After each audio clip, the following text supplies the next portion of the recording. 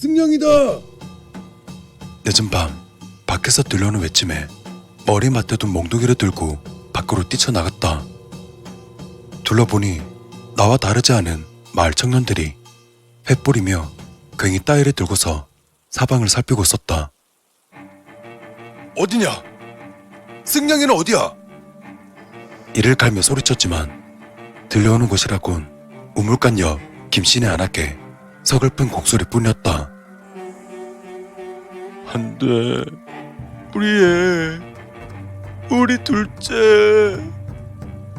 김씨는 반토막이 되어버린 초췌한 얼굴로 제 마누라에 안긴 채 파들거리며 둘째 아들을 찾고 있었다. 보아하니 승냥이 떼가 김씨네 둘째에게 덤벼들었고 어떻게든 막으려는 김씨를 적골로 만들고는 애를 물고서 도망간 모양이었다. 이걸로 벌써 몇 번째. 목에서 피를 토해내며 점차 눈에서 생기가 사라져가는 김씨를 보며 욕짓거리를 뱉어냈다. 이런 지자 쪽에도 시원찮을 짐승 새끼들. 산에서는 살 것이지 못하겠다고 여기까지 내려와서 애꿎은 사람을 물어가. 안 그래도 초상집 같은 분위기에서 마구 뱉어내는 욕설에 누구라도 나서서 뭐라 할 법도 하지만 다들 착잡하게 고개를 숙일 뿐 어느 누구도 입을 열지 않았다. 내가 얼마 전 승냥이에게 색시를 잃었다는 걸 잘 알고 있기 때문에서인지도 몰랐다. 이유가 어찌 되었건 그놈의 승냥이들을 잡아 죽이지 않는 이상 나도 마을 사람들도 발 뻗고 잘 수가 없으니 어떻게든 손을 써야 할 터였다. 승냥이들이 마을에서 나타난 뒤부터 닭이며 소는 물론 사람들까지 물어가는 바람에 농사일은커녕 밖에도 제대로 다니지 못했다.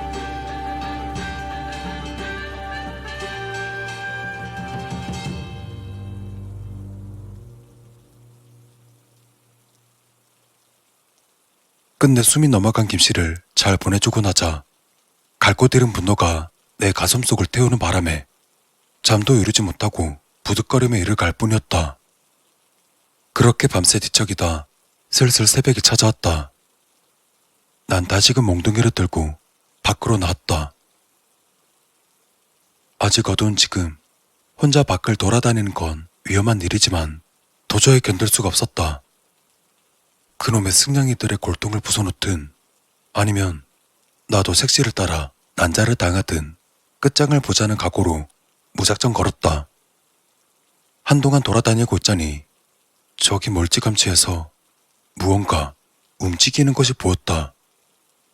승냥인가 싶어 몽둥이를 쥐어든 채 다가갔지만 마주한 것은 승냥이가 아니라 기묘한 차림의 사내였다.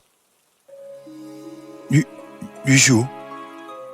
내 물음에 그는 몸이 떨려댈 정도로 음침한 목소리로 말했다. 그저 지나가는 장사치입니다. 찾으시는 물건이 있으실 듯해 이리 먼 걸음을 했지 뭡니까? 왠지 나쁜 느낌에 고개를 크게 저어 보이며 대답했다. 그렇게 한가하게 물건이나 보고 있을 시간이 없소이다. 지금 마을에 난리가 났으니 그 한 몸 건사하고 싶다면 서둘러 이곳을 떠나시오. 난리가 났다 하심은 승냥이 때문이 아닌지요. 장사치의 말에 난 놀라며 대답했다. 아니, 승냥이에 대해 어찌하시는 게요? 알다 마다요. 늘상 귀를 열고 사는 장사치인지라 한 발 앞서 소문을 들었지요. 물론 제가 찾아온 이유 역시 그것 때문입니다. 좀처럼 의심이 가시지 않았다. 하지만 혹시나 하는 마음 때문에 장사치에게 되물었다. 뭘 어떻게 들었는지는 모르겠지만 일이 그리 간단치가 않소. 그놈의 승냥이가 한두 마리가 아니란 말입니다. 놈들이 수십 마리 몰려다니는데 사람은 물론 큰 소마저 순식간에 물어 죽여서는 물어갑니다. 마을 장정 전부가 달려들어도 작기는커녕 그중 반절은 죽어나갈 것이오. 하지만 장사치는 과장된 웃음을 흘리며 내게 말했다. 그리 위험한데 어찌 혼자 나오신 겁니까? 혼자서 승냥이를 잡을 순 없을 테고. 순간 멍하니 있자니 장사치가 이어서 말했다. 그런 걸 생각하지 못할 만큼 원한이 깊으셨던 게지요. 다 압니다. 그렇기 때문에 제가 이리 당신을 마주한 것이 아니겠습니까? 필요하신 것, 원하시는 것을 제가 가지고 있습니다. 장사치는 보침에서 한아름 정도 될 법한 함 하나를 내렸다. 이것은 진의 함이라고 합니다. 안에는 작은 진해들이 잔뜩 들어있죠. 이것이 해결책이 될 것입니다. 아니, 그런 버러지 같은 것이 무슨 소용이 있단 말이오? 진해란 말에 치를 떨며 말했지만 장사치는 차분하게 설명했다. 그냥 버러지가 아니죠. 오랫도록 승냥이 고기만을 먹여 키운 귀한 진해란 말입니다. 승냥이를 먹은 진해를 요기가 그득 서린 함에 담게 되면 그야말로 승냥이를 잡아먹는 훌륭한 사냥꾼이 되지요. 승냥이가 잘 다니는 길목에 놓아두고 이 잠금을 풀면 요기를 잔뜩 먹은 진해들이 순식간에 팔뚝만하게 변해서는 끝도 없이 튀어나와 승냥이들을 전부 사냥할 것입니다. 제 아무리 잘난 승냥이라 한들 범보다 빠른 다리와 소뚜껑보다 단단한 껍질을 가진 이 진해에게는 그저 먹잇감일 뿐이지요. 생각만으로도 끔찍한 광경이었지만 적어도 승냥이를 잡을 수 있다는 말에 솔깃해졌다. 그럼 마을 사람들이나 가축들도 위험한 거 아니오? 장사치는 내가 물을 걸 예상이라도 했다는 듯 곧바로 답했다. 그렇기에 승냥이 고기만을 준 것입니다. 송충이는 솔잎만 먹는 법. 승냥이의 피맛을 기억하는 진해들은 승냥이의 냄새를 맡자마자 그것들에게 달려들 것입니다. 승냥이들이 모두 사라지면 그저 함에 뚜껑을 닫고 잠가버리면 그만입니다. 그대로 10년이고 20년이고 가지고 계시다가 필요할 때 다시 꺼냈어도 좋고, 그도 아니라면 그냥 강바닥에 던져서 완전 잊을 수도 있죠. 그럼 얼마면 되겠소? 마을 상황이 이런지라 돈이 될 만한 건 없으니 내 차후에 꼭 마련해서 저는 장사치입니다. 신용을 먹고 사는 장사치라고는 하지만 아무 담보 없이 물건을 건네줄 수 없는 노릇이죠. 그러하니 당장 가지고 계신 것으로 값을 치르는 게 어떠하십니까? 타다가 말이긴 했지만 안타깝게도 값을 치를 만한 무언가를 가지고 있지 않았다. 그것이 맞는 말이지만 돈이 될 만한 것이 없소. 가축은커녕 농사조차 제대로 되지 않았으니 그런 거 원하는 것이 아닙니다. 승냥이 떼가 사람을 몰아갔지만 전부는 아니지 않소.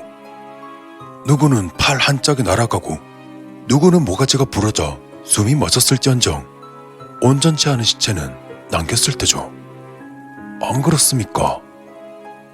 무엇을 말하고 싶은지는 모르겠지만 장사치의 말에 틀림은 없었다. 온전히 물려간 아이들을 제외하고는 어제의 김씨처럼 장례를 치를 만한 몸뚱이 조각 정도는 아직 남아있었다. 때문에 색시 역시 너덜해진 조각을 모아다가 어떻게든 묻어준 터였다. 승냥이에게 죽은 마을 사람들의 유해 전부를 제게 넘기시는 게 어떨런지요? 그럼 이 진해함을 드리겠습니다. 이런 그게 무슨 개뼈 따고 같은 소리야? 유해를 넘기다니 어떤 육실한 놈이 그딴 소리를 짓거려? 난 욕짓거리를 뱉어대며 당장이라도 휘두를 듯 몽둥이를 들었지만 장사치의 말에 멈칫할 수밖에 없었다. 그렇다면 어쩌시겠습니까? 이대로 승냥이에게 색시도 진호도 뺏기고 끝내내 몸뚱이마저 빼앗겨 성불도 못한 채 영영 고촌을 떠도시겠습니까? 죽은 뒤에 유해 따위는 아무래도 상관이 없습니다. 하지만 짐승에게 도륙당한 영혼은 결코 성불하지 못하고 고통받죠. 승냥이가 죽지 않는 한 절대 구원받을 수 없습니다. 아무런 말도 내뱉지 못했다. 짐승에게 죽으면 성불하지 못한다는 이야기는 진작에 들은 적이 있었다. 때문에 어떻게든 잡아 죽일 것이라 다짐한 것도 맞다. 하지만 그걸 위해서 유해까지 팔아넘기는 것이 맞을까? 너무 나쁘게 생각지 마시죠. 유해는 주술적인 목적으로 필요해서 구하려는 것입니다. 사용한 유해는 잘 수습해드리고 영혼을 좋은 곳으로 인도할 것입니다. 불교의 화장과 크게 다를 바 없으니 너무 맘쓰지 마시지요. 이 함을 드리는 대로 아무도 모르게 유해들을 제가 잘 챙겨서 사라질 테니 마을 사람들 역시 우려하실 것 없습니다. 그렇게 시작된 고민은 한동안 멈추지 못했다.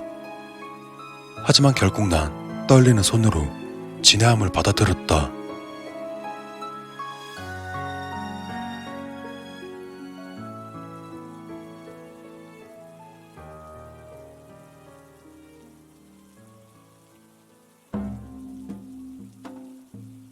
산으로 올라가는 길목에서 함을 열자 팔뚝만한 지네들이 한 마리씩 기어나오기 시작했다. 그 끔찍한 모습에 당장 그 자리를 벗어나고 싶었지만 그놈들이 승냥이를 제대로 사냥하는 걸 똑똑히 보기 전에는 떠나지 못한다. 함에서 기어나온 지네들은 냄새를 맡듯 이리저리 움직이더니 곧 줄줄이 산을 타고 올라가기 시작했다. 그와 동시에 승냥이들의 울음소리가 들려왔다. 그러다 이내 위협을 느낀 것인지 멀리 숲풀에서 승냥이들이 튀어나와 깨갱거리며 쥐네들로부터 도망치고 있었다.